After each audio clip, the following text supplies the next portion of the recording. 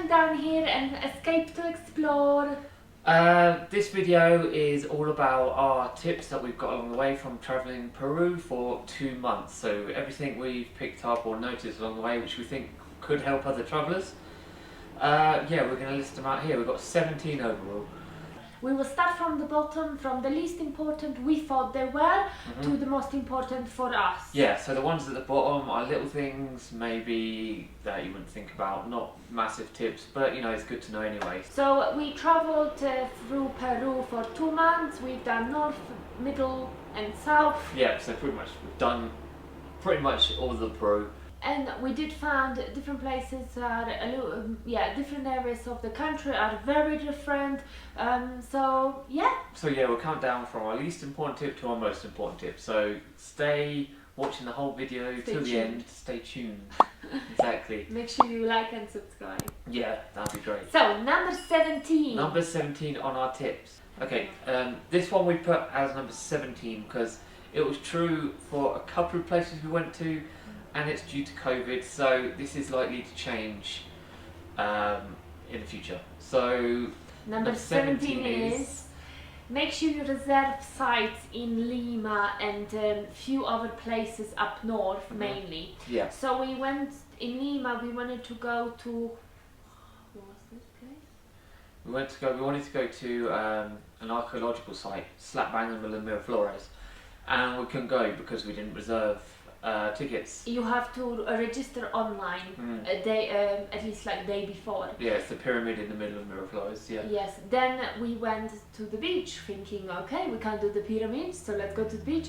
But they didn't let us They didn't let us in. on the beach. You said you have to reserve in advance to get on this nice beach. So we're like, God. And this happened only a couple of other times.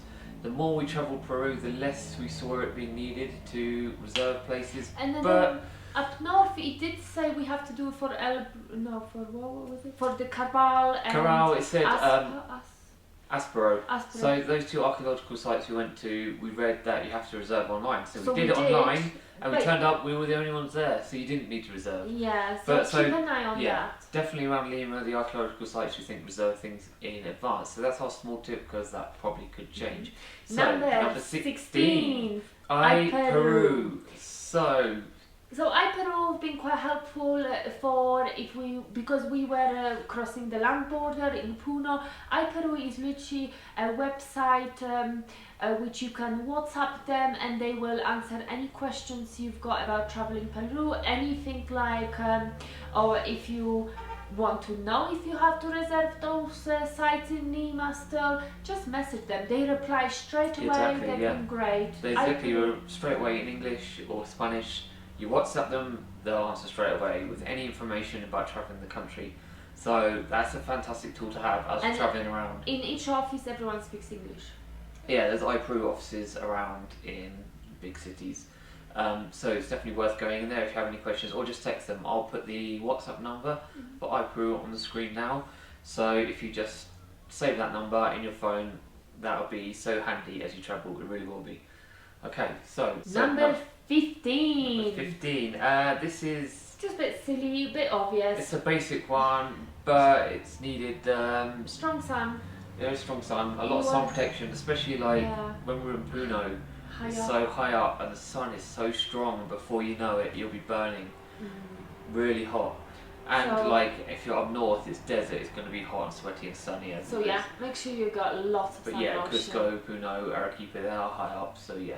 Sun protection is a must for those places. Number 14. So pharmacies, shop around them. We have quite a few colds in Peru. Sadly, we had once or twice upset tummy. Yeah. And we went to one pharmacy where we got a whole blister of paracetamol for 1 sol. But then when we ran out, went to different pharmacy. They said 10 sols. So remember, different shop, different prices. Yeah, they can vary massively. The one we like to go to was Inca Pharma. Inca Pharma we think is probably the best pharmacy to go to. So another small tip, but it's good to know. Number 13. Number 13 is all to do with buses in Peru. So make sure you check the price on Redbus or any websites, but we think the best prices you get on buses when you arrive to the bus station.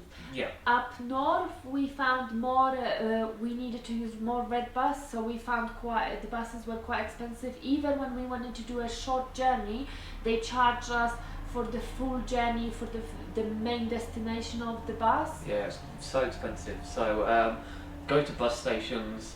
You know, you'll get a much cheaper price. The only problem with that up north we had not everywhere there, but a lot of places, different buses had a different terminal. Different companies had the terminals in different places, so you would have to walk through whole town to check the prices of all the buses. Which isn't a problem down south. Down south, in the likes of Cusco area, They all in one place. They have the main bus terminal, so that's But a lot north, easier. Up north, each individual bus company even Lima has actually. their own. Even in Lima, has their own location, so that can be a bit tricky. Yeah, so that way, all up north, we spend a lot of money on the buses. Yes, we did. Yeah. So, Number 12. 12.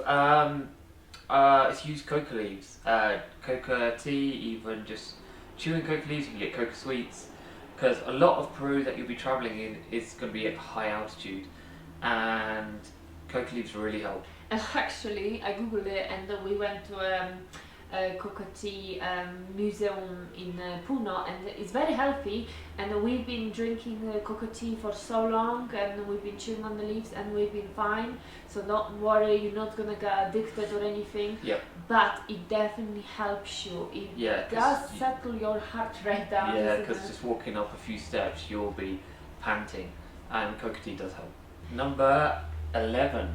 Make sure you read obviously the obvious entry requirements to each country, what you need to take, what you need to bring, like passports if you need PCR tests. Make sure you've got it all. Even now we were just crossing, and have photocopies of everything you need with you anyway. Even now we were just crossing land border from Peru to Bolivia, and we saw quite a few people didn't have copies of their passport, and while at the passport window, they needed to go back and get a photocopy of their passports and queue again. So make sure you do have those things. Yeah. Number 10. Number 10, we think use Collectevos as much as you can. They one of the safest way to get around. You meet lots of nice people and so cheap. Yeah, so Collectevos are basically like minivans, sort of like maybe 10, 12 people can get on, and if it's a short journey there'll be loads of them going, that's stopping, you just have to get on a Collectevo or wave it down. And sometimes when there are tours, like we up north, there were tours to Corral, and they're one of the oldest cities, and the tours were like crazy expensive, but Collectevo was so cheap, and people were so friendly, told you everything, where to get out, and so yeah, Collectevos are good, really good, rather than taxis or anything like that. Definitely use Collectevos. Number 9. So this is something we noticed in a few sites we went to. It was most obvious when we went to Huacachina. Yes. But at the weekends, touristy places get so busy. Like Huacachina was rammed with people, and the next day, no one there. And there's a few other sites where we went to where it's on the weekend, so many local tourists are going. So if you want to avoid big crowds, try and arrange the big things you want to do maybe on the weekends if you can. I imagine, I don't know if it's the same with Machu Picchu these days, but I imagine the weekend will be more busier than the weekday. Number 8. Number 8. Use big notes when you can, because a lot of places won't want to accept the big notes. Exactly, you go to a cash point and the cash point will give you like hundreds in notes, which is really annoying, and you go to some like little shops or places here and there, you just want to buy stuff. A lot of people won't want to accept the hundreds, so when you have the opportunity to, I'd say use the big notes. Each time in supermarkets or the bigger shops we were making sure we use it. If we had big notes to use then, if we couldn't use card. But so that's a good thing, use them where you can, because places won't accept them. And number 7. Number 7 is kind of linked to that one, is to have cash. Yeah, always have cash. Because, you know, there will be plenty of times where places won't accept cards, so it's good always to have some soles on you. Although I think Peru was a little bit better with accepting card than Colombia. I think so, a little bit better, Yeah. yeah. But it's always good to have cash, travelling around, because you will find, because if you go to places and you've only got card, you could get disappointed. Number 6. It's quite important. Mhm. It's learn a little bit of Spanish. You will need it. Yeah, say learn basic Spanish. It's a similar tip. Well, we had the same tip in Colombia. Yeah, make sure you do learn a bit because it's so hard otherwise, yeah? Yeah, if you don't understand anything, it will be tricky. So if you can understand the basics, you will get by. You really will. It is, and we are trying to learn, but it's going slowly. Yeah, but we can get by knowing the bit of Spanish that we do know. Number 5. Number 5 is a bit Make of a sure crazy one, a bit of a silly one. Wear a bikini on any of the buses. Yeah. I'm not joking. Just wear your boxer shorts on the buses in Peru. Yeah. So this is so hot. So hot. This is a stark contrast to Colombia, where every bus is freezing cold. Peru, the amount of times we sweat through our clothes on the bus is so uncomfortable. We're talking about the long haul buses. Yeah. Once we bought ourselves a first class seat because we thought. Yeah, we bought the fancy downstairs one. Oh my god, I think it was worse than on the top because you are in a smaller area, everything is shut. Quite a few times on the bus I wanted to cry, and I'm not joking. I think being cold, it can be uncomfortable, but being hot is worse. Being so hot and sweating on a bus is so bad when most of the buses, just the aircon or even the fans just don't work. They just don't work. And one of the last buses actually, I asked for, we went in a fancy expensive bus from Puerto Maldonado to Cusco, and I asked about air conditioning because it was when we got on the bus and then it went off and it got so hot. Exactly. And the stewardess, it was stewardess, she said that it goes on only when it gets really hot, but a guy next to us got so annoyed and he started had a massive arguing with that woman, and finally they turned it on. They turned it on for a little while, it's nice, the air conditioning nice, and then it just went off again randomly, and then it started getting boiling hot. And then this guy next to us got so pissed off, this Peruvian guy, about how hot it was. He walked downstairs, started banging on the bus driver's door, telling him to turn the air conditioner on, so he did eventually again. Yeah. But that was a more expensive bus, and and again they didn't want to. They didn't want to turn it on. Yeah, everyone was struggling. Everyone was huffing, puffing, sweating, and all of those buses. I'm not sure what's going on. Yeah, in so the driver. A lot of the buses had heating on as well. Yeah, heating on, even though it's boiling outside. They had the heating on. It's so bad. And it's not just like foreign tourists, the locals were hating it as well. You could tell they were really struggling. I don't know if we were unlucky but then we took so many buses and they were all hot. So be prepared for that. Yeah. Number 4. So this is another COVID related. Yeah. Especially from Lima going woods up north. It seemed, Lima up north, it was worse, but it still happens down south. Vaccine passports. If you don't have vaccine passports, there's quite a few places you won't be allowed in. Yeah, supermarkets not going to let you in anywhere without. Yeah, supermarkets were quite strict about checking the vaccine. And if you didn't have it, you needed to show everywhere at the bus station. Bus stations. Before you entered the bus. In quite a lot of places, you need to show your vaccine passports. So the good thing is we had a printout of photocopy of our actual passport because some places ask you for both. Passport and the vaccination card. Yeah.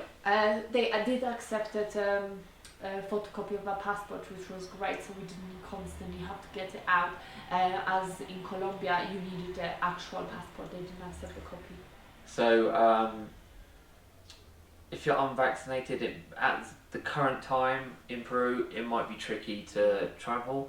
I mean, don't get me wrong, there are a lot of places, restaurants and stuff that don't check it, so you might be okay.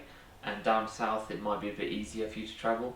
But north it still will be tricky. But that might change. Yeah. Up north, especially was it Barranca, to enter any kind of shop, you needed to show your vaccination card. Yeah, so be prepared for that if you're travelling in and around the time of this video. I'd say in the future it will change, but it's good to know that. Number 3. Number 3. Make sure if you buy a SIM card, like we bought a Claro one, make sure you go to a actual Clara shop. Don't buy anywhere else because you have to register, and you can't do it with your foreign passport or foreign ID card. And they need like thumbprints and everything. Yeah. If you do it, so originally we bought one because we did it in Colombia. We just bought one in a pharmacy. So we thought, okay, we'll just buy in a little shop, a little SIM card just hanging there. We bought 2, tried to register it, we couldn't. Yeah. We went to the Claro shop. They said no, you're not going to be able to. So we just went in the Claro shop, got the SIM card. So cheap, and we got 2 SIM cards with, I don't know, 13 gig of data for not a lot. But yeah, go to an official Claro shop or one of the other providers. Go into the official shop if you're going to get a SIM card. Claro been actually really good, yeah. Yeah, so we've used Claro for Peru. So yeah, official shop. Otherwise, you might run into problems. So number 2. Number 2, we struggled with this one, especially in Juarez. Acclimatise before you do anything. A lot of the places in Peru are up high in the Andes. So like Juarez, Cusco, Puno, they're all going to be high. So if you don't acclimatise, you'll struggle. And make sure you plan your route. Don't do like flat up. Make sure you plan maybe from going flat and slightly higher. Yes, just not to go crazy straight away. But because you know, it will spoil your trip. Yeah, so if you... In Juarez we did felt quite badly, didn't we? Yeah, we felt really bad because we went straight from flat to high, and we spent 3-4 days just doing nothing. We didn't want to do anything. We felt terrible. And I imagine it's the same if you go straight from Lima to Cusco. You'll have to don't go straight and do the Rainbow Mountain or the Inca Trail. You have to acclimatise, otherwise you will feel pretty rubbish. So now, so our number 1 tip: if you travel to Peru, and this is something very important. Yeah, we wish we knew we had to do it everywhere in Peru, but we didn't know it was going to be as bad as it was. You have to haggle. Everything. You want to buy Coke, you want to buy a piece of bread, you want to have a trip, you go on a bus, haggle. Get the best price, because it was a bit of a shock for us from Colombia, where we didn't really haggle at all or have to haggle, to come to Peru where haggling is a big thing. It's their nature. We were feeling at the beginning that we constantly being ripped off because we didn't realize that actually we have to haggle. Yeah. So, you know, you go for a bus, you go to the bus station for a bus, or you go for a tour, or you got entry for somewhere, or someone wants to give you a taxi ride. They're gonna quote you the highest price they think they can get. That's what they're gonna do at first. And then you have to just go low, and they're gonna hope that you just say, yeah, okay, let's go, and great, they've made a massive amount of money. Whereas if you haggle to get the right price, so the price they offer you is the overpriced, and you've got to try and haggle it down to the correct price. So that'll be everywhere in Peru, and you will have to do it, otherwise you'll be spending a bomb everywhere. Yeah, you struggle with this. I'm a bit better, but still I just hate it. I like to have a set price. Yeah. But it's just their culture. That's just how it is, and maybe it's slightly higher for foreign tourists as well. I mean, Peruvian tourists traveling in another country do say it is high for them as well, but they also say it is a little bit higher for a foreign tourist. It's like an example. We were taking a bus just like off the road to going back to Capanaconda, and they straight away shouted to us, it's 5 sols each. We said okay, but when locals were entering and I saw what they're giving them, they were giving them 2 sols. Yeah. So the main tip, if you're traveling to Peru, be prepared to haggle. And be prepared to pay gringo price. And I think they kind of expect you to haggle as well. Yeah. I think it's expected. So, you know, you do feel awkward haggling, but it's what happens there. So haggle in Peru. So that is our number 1 tip. The most important. So yeah, hopefully you find this helpful. Give us a like and subscribe. Yeah, that'd be great. And we'll see you on our next video. And I think on our next video we are going to be in Bolivia. Ooh, yeah, exciting. the next location. So we'll see you in Bolivia. See you there. Bye.